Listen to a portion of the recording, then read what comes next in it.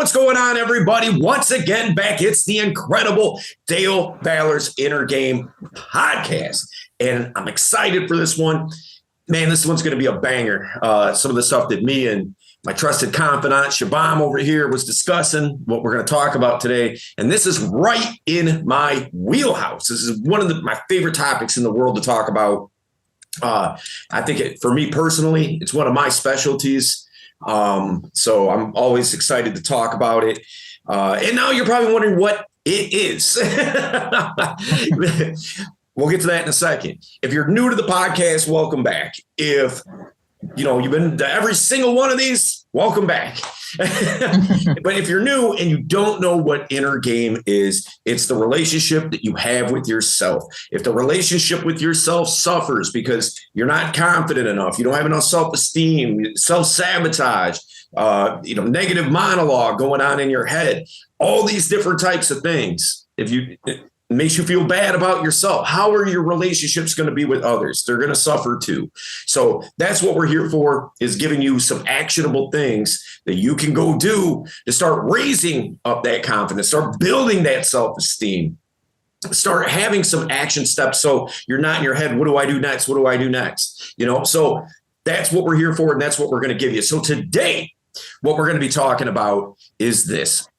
Storytelling. All right. Now, some would say, well, Dale, that doesn't seem very inner game related, just sitting around telling stories. Well, I would argue you're wrong. And here's why. Because with storytelling, what are you really doing? You're demonstrating a lot about who you are as an individual. Okay. So one, you're communicating who you are. Two, you're speaking to the other person's subconscious and the creative and imaginative part of their mind. Now, I'm a big advocate of hypnosis. All right. For those that don't know, I'm a licensed hypnotherapist. Okay. And as a matter of fact, watch this. Shabam, sleep.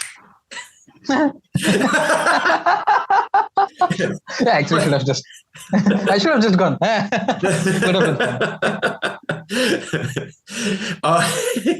But when you tell a story and you tell it correctly, you tell it the right way where everything is landing emotionally, and the girl that you're talking to, she can picture it vividly in her mind.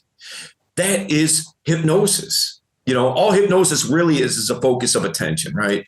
So you are focusing her attention internally with that imagination, with that creative part of the mind, conjuring up these images as you're laying them out, right? That's nothing more than hypnosis.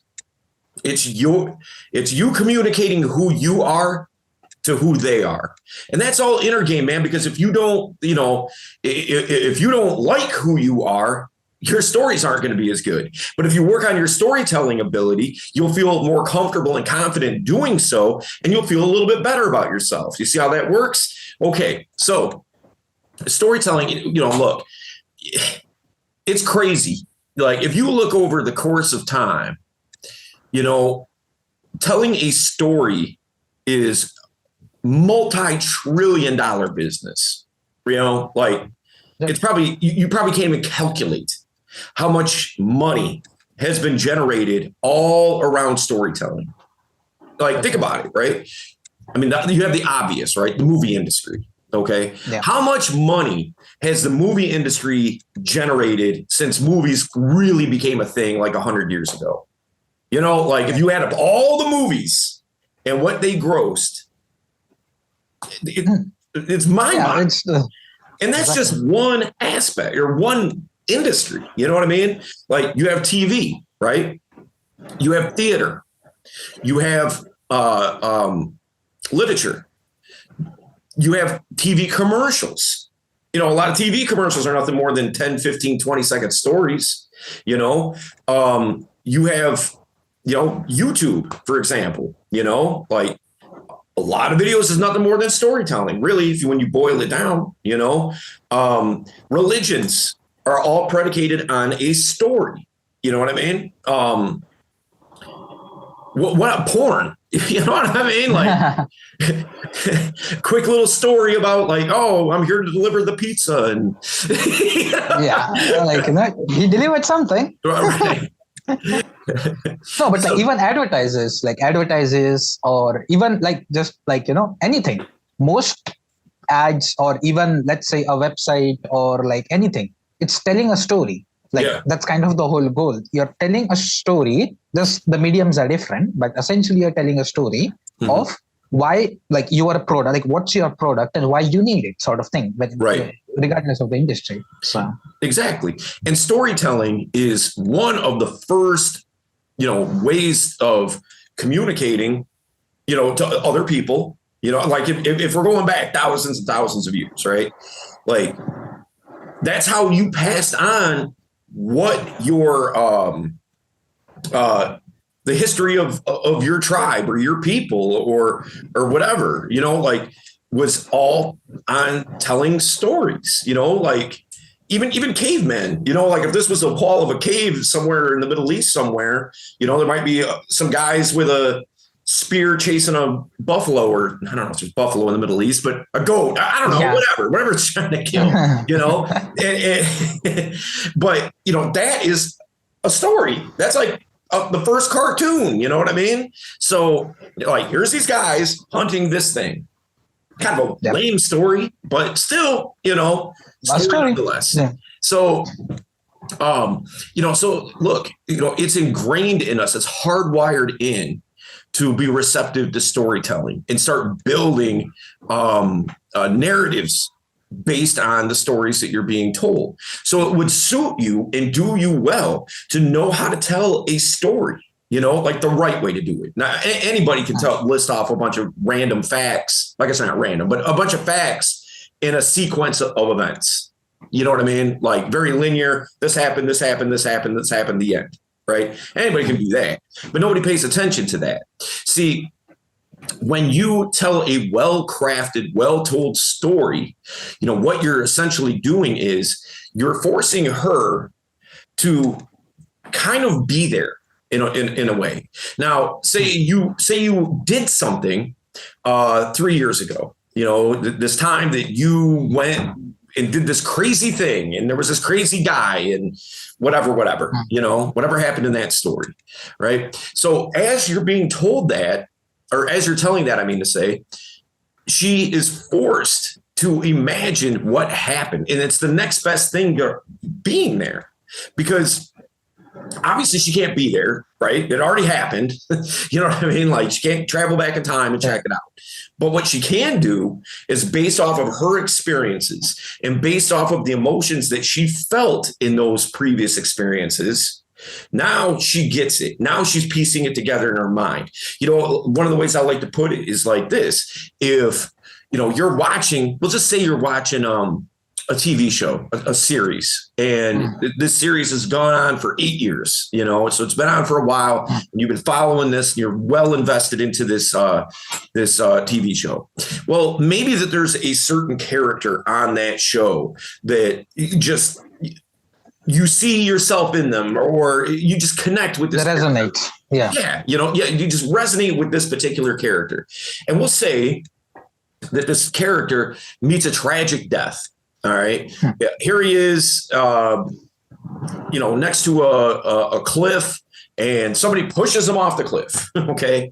Right. Well, you may feel, you feel a little something, you know what I mean? Oh, man, like, and then, your girl's sitting there next to you crying, and, like, but you feel something, you're forced to. Why? I mean, think about it. Logically, that you're just watching a TV show. That none of this is happening right now, right? Like this is an actor. I've seen this actor in other stuff. I know he isn't actually that guy, like, that you're in your living room. You're not sitting there right next to the cliff next to him, waiting your turn to get thrown off, like, it's all just make-believe, Make-believe, yep. But you still feel it nonetheless, because that part of your brain, that creative part, your imagination, all those types of things, doesn't know the difference between reality and fiction. So when you are constructing, or you're telling a story and she's constructing these thoughts in her head, if you're telling it correctly, you're telling it the right way, it's going to strike a chord. It's going to resonate with her because, again, that part of her brain thinks that that's actually happening. Just like your brain is thinking that's actually happening right now. This guy's getting chucked off this cliff. Now your logical part of your brain steps in to, so you don't go insane thinking that everything is fake is reality. You know what I mean? So your logical part of your brain steps in and kind of, limits it, pushes that back a little bit, Yeah. So, but still, nonetheless, it's the second best thing to actually being there. First best is actually being there, right? But if you're trying to demonstrate, we'll say, for instance, that you're the type of guy that looks out for people. You're a protective person. Okay. Now, if I just tell her, right, if I'm just like, hey, listen, great to meet you. Just so you know, you're really safe with me. She's probably going to be skeptical now. Like, what? Like, right. Why is he saying that? Okay, that's weird. But if we're in the middle of a conversation and it's a point that I want to drive home with her, that she's safer with me than she is without me, I'm going to tell a story about the time I protected somebody, and she's going to have reference probably to something similar, where somebody stood up for her, or she wished somebody would have stood up for her, or her friend that same exact thing happened, or she's going to have some type of frame of reference, and there's going to be emotional attachment to those things. Now that emotional attachment is no longer to that thing, it's to you, So when you start telling well-told stories, the things that you're making her feel, she's connecting to you. Okay. It's kind of like this. If I tell you a joke, like Siobhan, I can't think of any jokes off the top of my head, but if I was to just tell you a joke, right? And it's funny, it's a funny joke. We're sitting here laughing. Oh my God, that's so funny. Blah, blah, blah, blah, blah. Your thought is going to be, that was funny. Okay. Yeah. But what if I keep telling funny jokes, right? I keep doing it and I keep making you feel good in what I'm telling you. And we're having a good time laughing about it and things like that. It's no longer that was funny. It's he is funny. It's funny. Yep, exactly. The emotion of funny basically gets attached to you. So now for me, rather than the joke, it's Dale who's a funny guy. Right. So I'll not even write the joke. Always make yeah, exactly. We were just talking about that before we started the podcast. Like if you tell somebody a joke, it's pretty much everybody's assumption is, somebody told you that joke, which you're now telling them, or you read it somewhere or something. Odds are you didn't sit down with a pad and paper and like, let me write up some funny jokes. Unless you're some type of stand-up comedian or something like that. Most people don't sit around and just write jokes, So, so nonetheless, even though it's not even my joke, if I keep you laughing by telling jokes, it's not like Dale read funny jokes. It's no, Dale's funny. Yeah. And the thing is too about it being hypnotic, it's like this, if, this is one of my favorite expressions in the whole world. Like all my students have heard me say this a million times, but I'll probably say it another million before I'm done. But under no circumstances whatsoever, if you do this, everybody in your family is dead. All right. So this is really serious, like you really need to take this to heart and not do this. Okay. So what I don't want you to do ever under any circumstances is think of a pink elephant. Don't think of a pink elephant. Don't try to imagine a pink elephant. Don't think of one flying, swimming, eating, pooping, whatever. Like, don't think of that pink elephant. Now, how many families are dead now?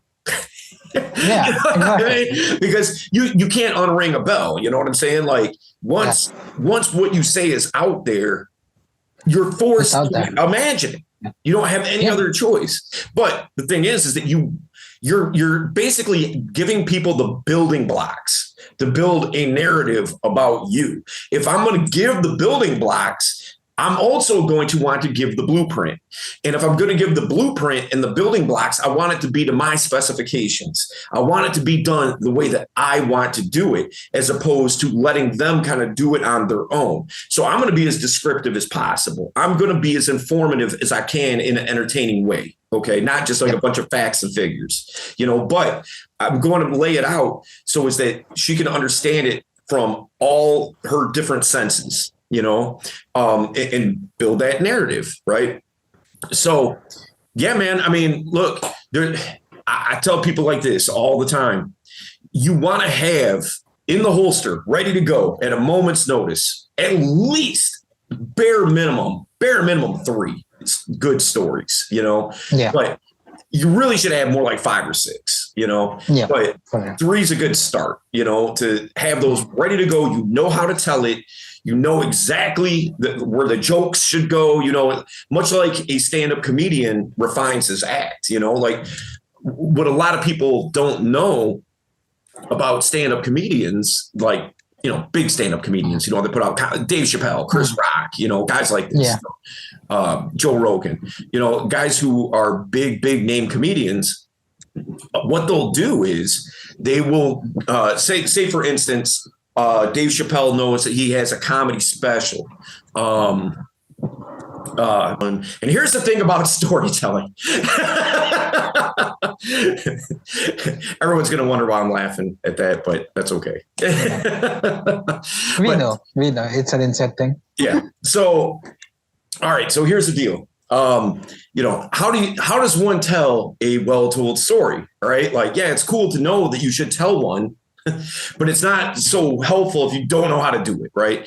So, telling a story, like I said, you want to have 3 minimum, but really optimally at least 6, like the moment's notice. So the first thing is, why am I telling these stories? Okay. Like, say if I've got 3 stories, I need to work into my rotation of stories. Why those 3? Okay.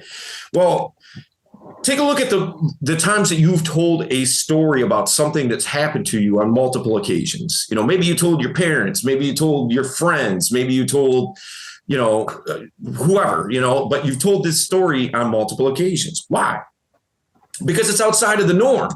You don't tell people the story about how you went and bought toothpaste at the store. You don't tell people that. Why? Because who cares? You know what I mean? But if while you're buying toothpaste, some guys run in there with machetes and they're gonna kill everybody, and you thwarted the whole thing. You know what I mean? Like, now that's a story. Now that's a story, right? Yeah, exactly. So the things that you tell that you've told on multiple occasions, because you already know that it's interesting.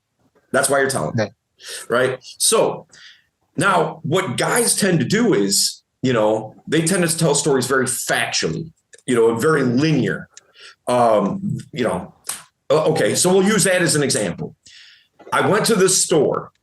I needed to buy toothpaste. I get to the store. I walk in the store. I walk to the toothpaste aisle. I'm looking at the toothpaste.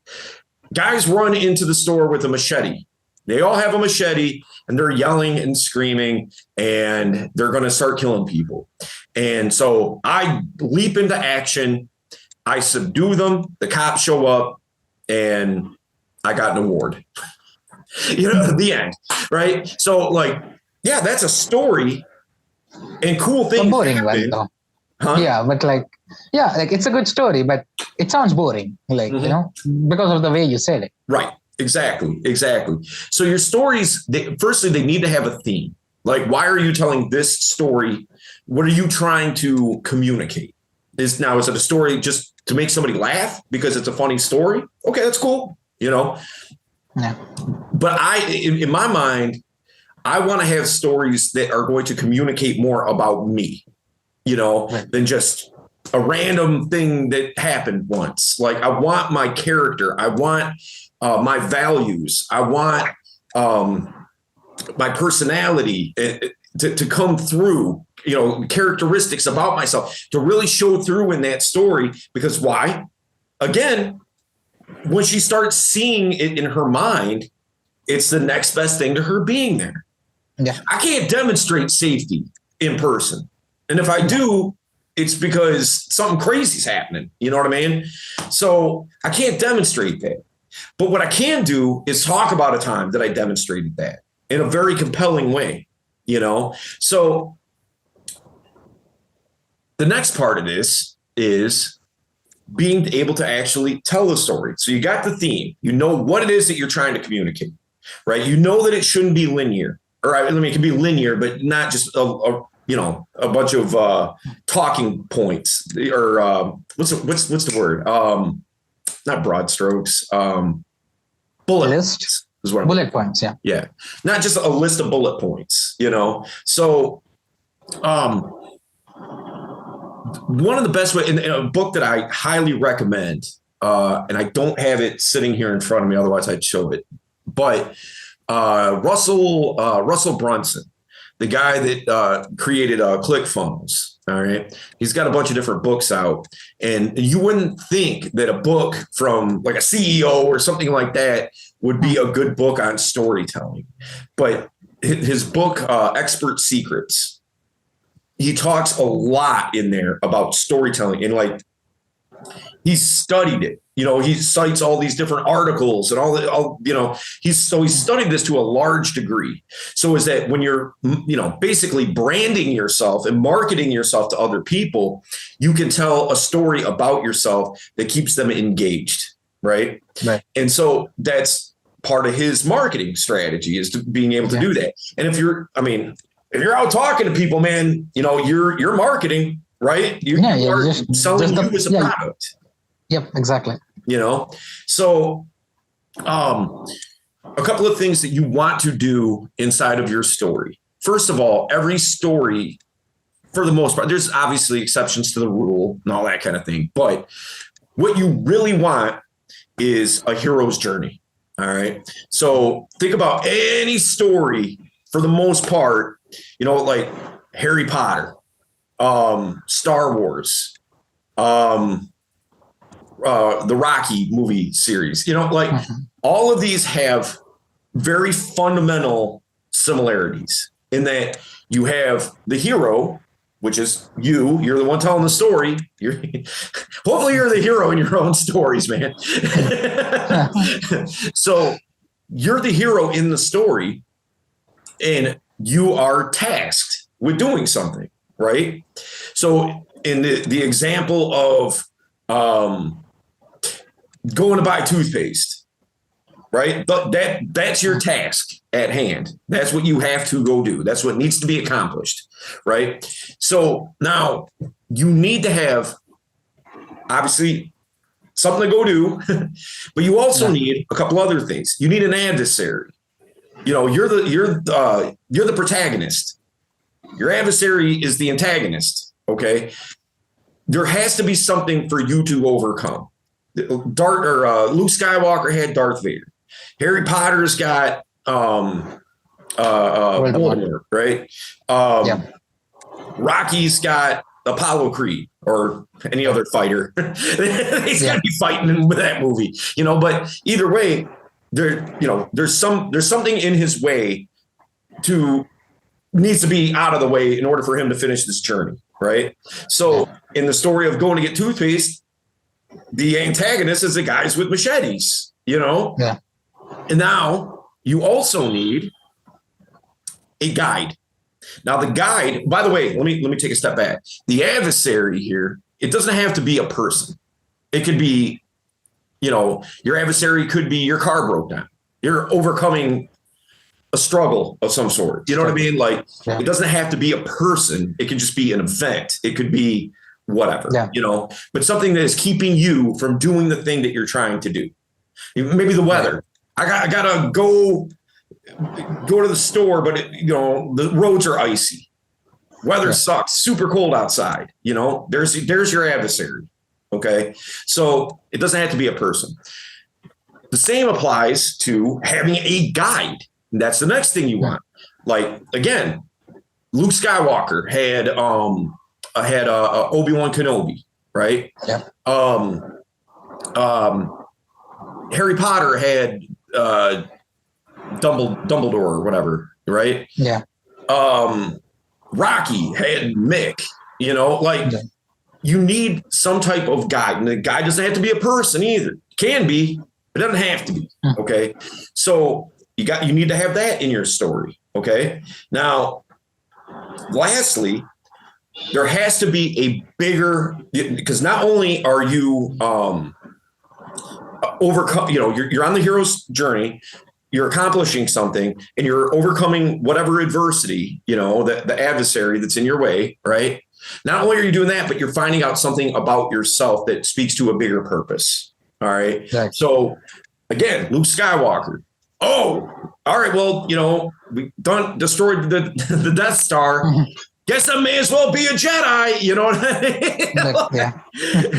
Yeah. Harry Potter. Oh, well, I guess I'll just be a wizard, you know. Rocky finds out that he has what it takes as a club fighter to be as good as the champion of the world. You know what I mean? Yeah. Like, that's finding out a bigger sense of purpose, right? So that's what you want to embed in your stories. All right. All right. Next part of this, I should have a checklist. Yeah. The next part of this is this. Your stories need to be like I said, guys tend to tell stories with the facts. All right. Yeah. All the facts should be is a vehicle to express emotion. All right. Because it's if you watched a movie that was devoid of any type of emotional context, you'd be like, this movie is terrible. Yeah. You know what I mean? Like, it's called, at that point, it's just a documentary. But yeah. It just, you know, facts. It's just a series of events, you know? So, and nobody likes that, you know? What people like is how you feel about what is happening, right? Then and by you expressing that, you're getting them to feel those types of emotions, right? Like, because if I'm excited, oh my God, you're not going to believe what happened. This was the craziest thing ever. Now, you might not be excited to the level that I am to hear it. Yeah. But you're still going to be like, what? Dang. Like, yes. what something must have. Yeah. Like, you know, it generates interest in the sense that, you know, like something, like the way he's reacting, something must have happened. So, right. You know? Exactly. And you're more curious to hear it, you know?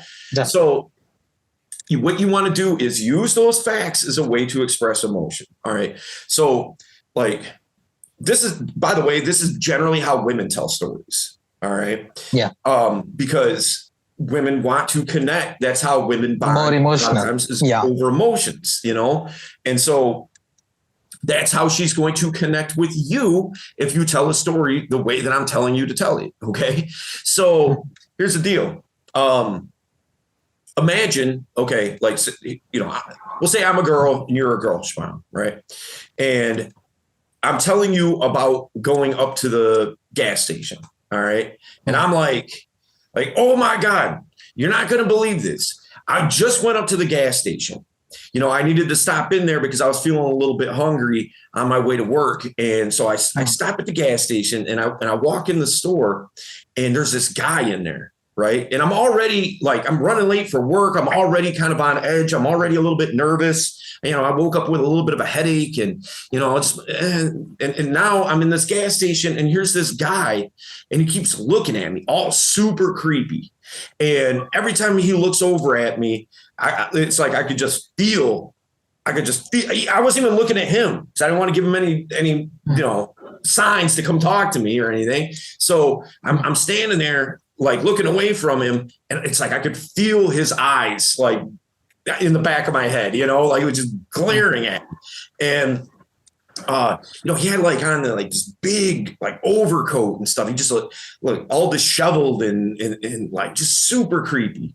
And so I'm trying to get out of there as quick as I can, you know. So I get my little protein bar, pay for that, and I'm walking to my car as quickly as I can. And next thing you know, I turn around and he's right there by the gas pump that I parked by. And like, I was like, because he just kind of like stepped out from behind the gas pump and it just scared me. I was just startled.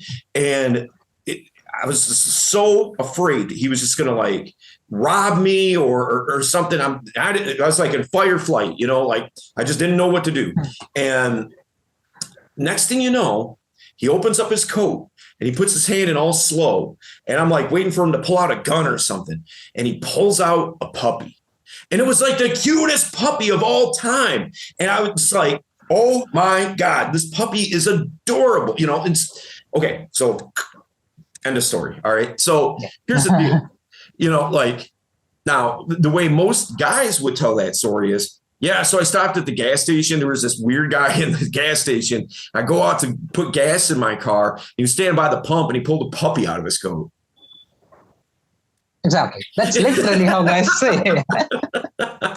Like that. That's terrible. It's a terrible way to tell a story, But the first version, everything that happened had all these emotional attachments to it. And I'm being very descriptive without being overly descriptive, right? I could be more descriptive and be like, his coat was quarter length and it was of houndstooth design.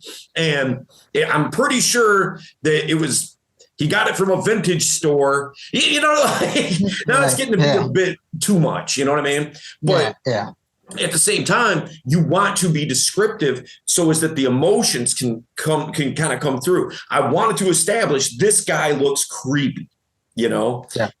So that's what, his creepy factor affects me emotionally. All right. Yeah. And this is how I'm telling you now how this affected me emotionally. And that's really what the story is about. How this guy affected my emotions. That's really at the core what that story is about. You could say it's about a puppy. You could say it's about the guy. You could say it's about the gas station. You could say it's about me. Really, all it is how this guy affected me emotionally. Yeah. That's it. So you want to be descriptive about the emotions that you feel. Use as many senses as you can. This is what this is what it looks like. This is what it smells like. Maybe not taste and every example, but but this is what it sounds like. Like those things. Like you don't have to be over about it, but you don't have to talk about like every single item. You got to talk about all the senses with every single thing. You know what I mean? Like. That's I would say for guys, the general rule is at least say if you're generally saying it in one sentence, go for 2 or 3. That's what I would at least put it because I can get because like you said, because that's kind of the way we said it, right? Like you said, the guy version, right? It literally had 3 times as less sentences than maybe even more, but that's the thing. That's kind of the whole difference, how we say. And to be fair, it's kind of how our brain is designed. Guys are more analytical and logical. Yeah. So they're like, okay, it's 1 + 1 = 2. That's it. That's all you care about. Tell us the result, the problem, and we'll give the solution. That's kind of a thing. We don't really care about how you felt when one came with another one. And, yeah. I really like the font that those numbers are in. It makes me feel happy.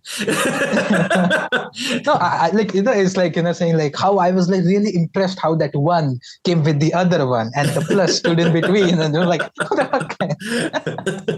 But lastly, with storytelling, the way that you tell it, not like we talked about the way you tell it with emotions and things like that. But what I mean more so now is the presentation, the delivery of it. Okay. Mm-hmm. So, it is really, really terrible way to tell stories to not express the emotions that you're talking about. Now I could I went to the store and I ran into this guy and man, was he weird. It was super, super weird dude.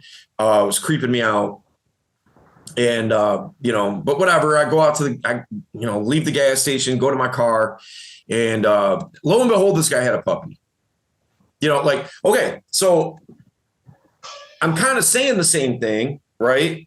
But I'm even talking about the emotions, but I'm not expressing the emotions. Yeah. What you want to do is tonality. Super important here.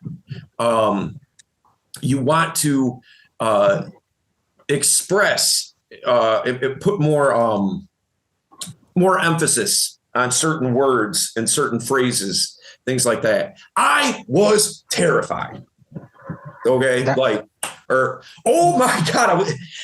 That puppy was so cute. Like a little floppy ear and shit. You know what I mean? Like now you feel it more because I feel it. And when I feel it, you're going to feel it too, because it's just human nature. Also hand gestures like you do, like most of the time. That's actually a very good way to take attention and at the same time convince emotion also, because like you said, like the way you said, how the cute the puppy was or how scared you were, like the way you actually moved your body is actually a great way of storytelling as well, rather than just saying as you are and just reciting a story, I would say. Yeah, you definitely want to emphasize facial expression, body language, tonality, talking with your hands. It just makes you more expressive when you talk with. Now, if I sat here this whole podcast and just saying exactly the same stuff as I've been saying, but I don't ever move, I don't ever fluctuate from this spot at all whatsoever. The information's getting out there and everything, but it's a lot more expressive and to the person watching it, it's a lot more entertaining to see somebody like they're feeling what they're talking about. You know what I mean? Yeah. Like when I'm saying something, you can feel that I believe what it is that I'm saying, there's no question. You're really in it. Yeah, right. Exactly. You're really into it and you believe what you say. And so again, you put all that in the mix, man, you'll be just a tremendous storyteller. One really, really good exercise that I have people do is, when it comes to storytelling, because it's not, it doesn't come natural to everybody. As a matter of fact, it doesn't come natural to many people. And so here's the thing. It's a skill that you can work on like any other skill. It doesn't have to, it's not a thing of you either have it or you don't. You can work on your storytelling ability. Okay. And this is a great way to do that. So Mark Twain, what he used to do was, like fucking Mark Twain, you know what I mean? Like, like one of the best writers ever, And so his grandchildren would ask him to read them a bedtime story. And, who better to ask than Mark Twain, So what he would do is, instead of just telling them a story or one that he already knew or reading one out of a book, what he would do is he would just kind of take a look at all the items that are in this kid's bedroom, toys, stuffed animals, whatever, whatever's in there. And he would craft a story jumping from one item to the next, to the next, to the next, to the next, to the next, and make a very compelling story. Now, if you go to sit down and do this, you're likely to be terrible at it, Yeah. But here's the deal, man. I mean, you keep doing it, you will get better and better and better and better. And that will heavily teach you to be able to tell a story well, because you've been working that part of your brain so much that now it just comes natural to you to be able just to tell a compelling story. Right. So that's definitely a good action step to get out there and, start honing that skill. Okay. Again, Del, wanted to can you give an example of a story or like I said, a pre-made story that in case like someone is, having a conversation and has basically blanked out, he can just basically insert that story sort of thing. All right. So the first thing is the precursor to the story. All right. I call it breadcrumbing. All right. So, if there's a certain, now, like what you said, like maybe the conversation's running a little flat or something like that, and you just want to put a little juice into it, or you don't know where to go, but you do know a story, But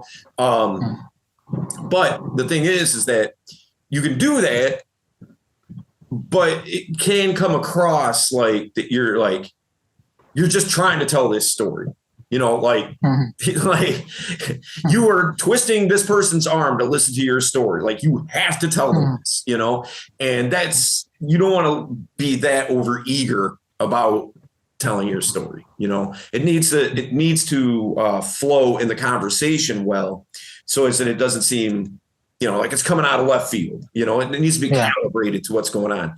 But you can, if you learn breadcrumbing well, you can make the leap from whatever you're talking about to whatever story that you're trying to get to, So like the story I'll tell is about the time that I was helping this girl at the gym. All right. But, give me any topic that you can think of, and I'll get to that story from that topic.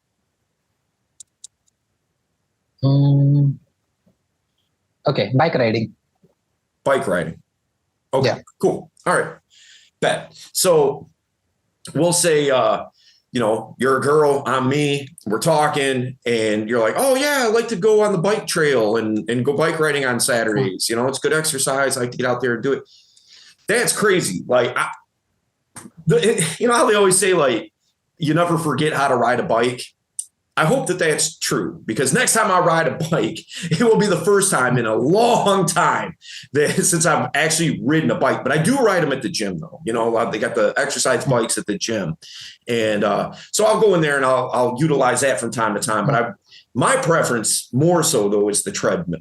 And get this. So speaking of the gym, so I go to the gym this one time, right? And, Planet Fitness is open 24 hours a day. All right. And so I get there and like, I was dying to get to the gym that day, because I was like trying to hit a benchmark for myself on the treadmill. Like I was going to try to like run 10 miles. Like I have not done that before, but I was getting really close and I thought today would be the day. But I'm out and about doing my thing all day, thinking I might not even get to the gym, but I was able to make it happen. Like it was pretty late though. And, anyway, I walk in there and the girl at the front desk. All right. Now I go to the gym often, like usually about 6 days a week. And I know the staff there really, really well. And so I take a look around and this place was empty. I mean, it was like me, this guy that was like working out with weights and stuff. And basically the girl working. That was pretty much it. Yeah. And, so, talking to her for a minute and whatever. And I'm like, all right, well, look, I got to get changed, hop up on this treadmill, about to hit that 10 miles. So I go do my thing. I get up on the treadmill. Now, picture this. So this treadmill is literally 10 feet away probably from the front desk. All right. And I got my headphones in, getting warmed up.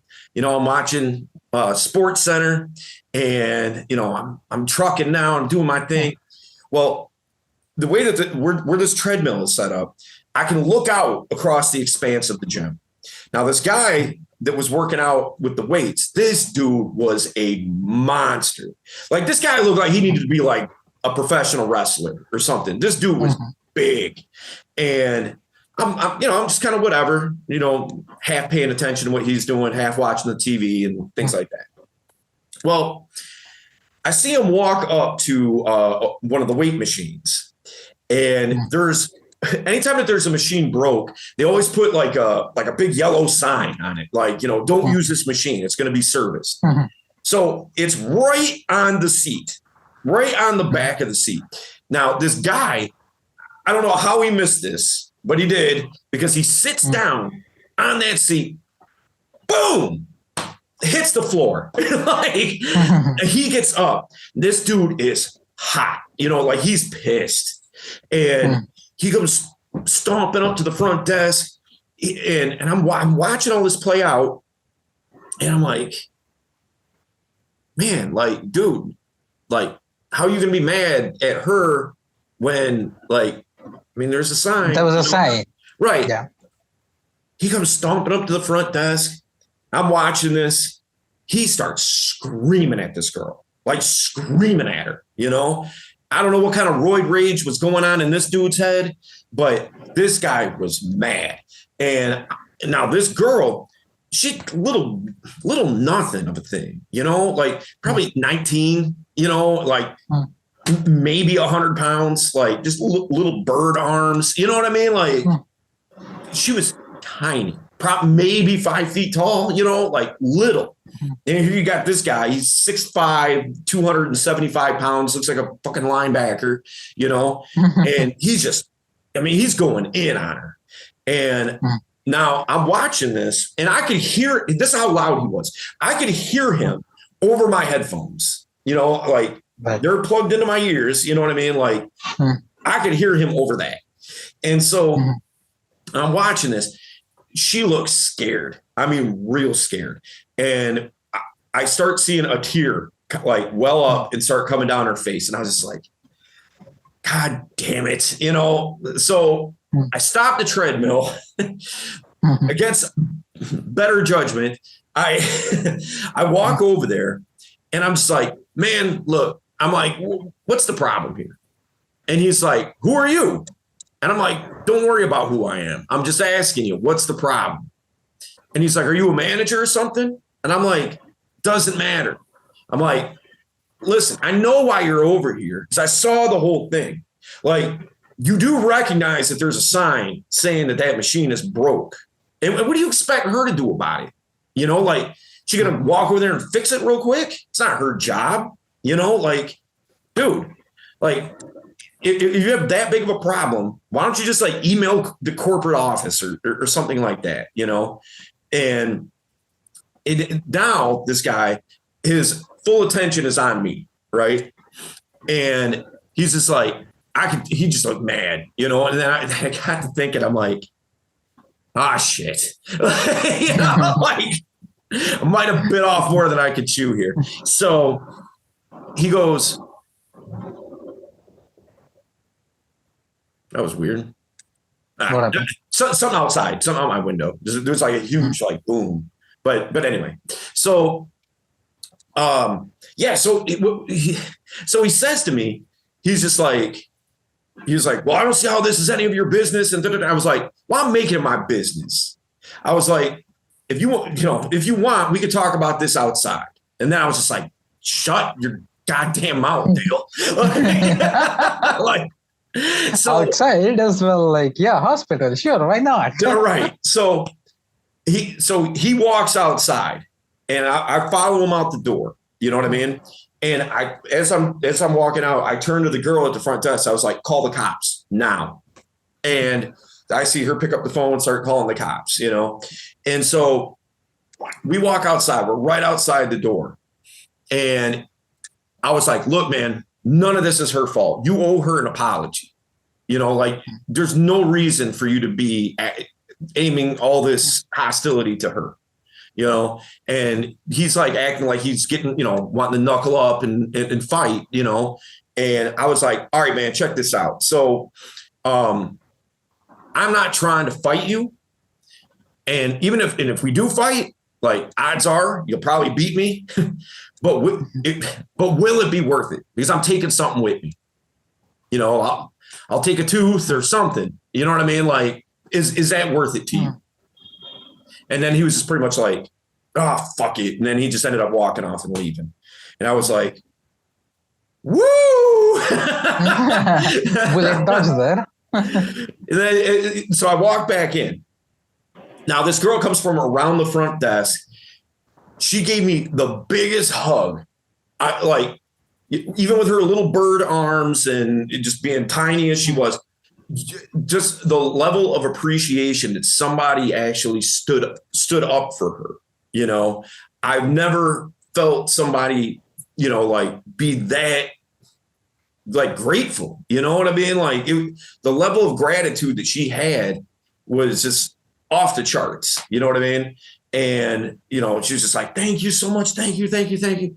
And then a couple minutes later, the cops show up and, just kind of told them what happened real quick. And the situation's diffused. Everything's good, So, yeah, okay, end of story, right? So that story what by telling that story, what am I really saying? You know, like, you're probably safer with me than you are without me. Yep, exactly. You know, on top of that, I'm also embedding other things. You know, I go to the gym a lot. You know, I know the staff there. So there's other things I'm embedding as well. You know, so and I promise you, if you were actually listening to the story, you were imagining what I was talking about. Yep. You know, I'm imagining it as I'm telling it. Like, you know, like, okay, exactly, I'm on the treadmill, I'm like, watching this. You know what I mean? So, like, you can't help but picture it. You know, so that's a really good way to tell a story. And you saw how I breadcrumbed that from you said bike riding. Okay, bike riding, association. Yeah. Association is an exercise bike. I'm already going to be talking about going to the gym, or at least that's what I'm planning on talking about. You know, so you bring up a bike. Okay, what can I associate? You know, like, well, they have. Yeah. You have a real bike. I ride an exercise bike. At the gym I go to. Speaking of the gym, you're not going to believe this. Check this out. You know, so there you go. Boom. That's all. Yeah, that's you could have said anything though. You could have said pine cones. You know, like acorns. You know, like, and I would be able to get to that story from acorns. You know, you know, like, just being able to breadcrumb it to get to your story, it makes it look and feel as though it was very organic, the way your story came up, even though you're a step ahead. You know, so cool. All right. We good? Yep, we're good. Okay, that's what's up. Well, listen, guys, if you have a topic that you want us to touch on, that you want us to talk about, feel free to get at me. Drop it in the comments, man. You know, shoot me a DM. Whatever you got to do, I'm happy to entertain any topic ideas. All right. It's not a guarantee that we'll do it, but I promise you I'll entertain it, you know.